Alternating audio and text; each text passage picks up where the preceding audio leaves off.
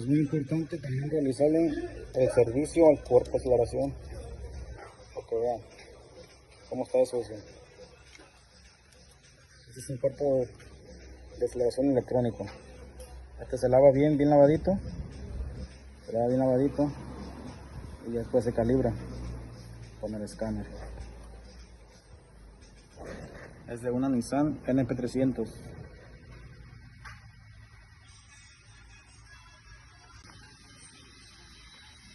Ahí está, este es el cuerpo de aceleración electrónico. Así debe quedar el lavadito.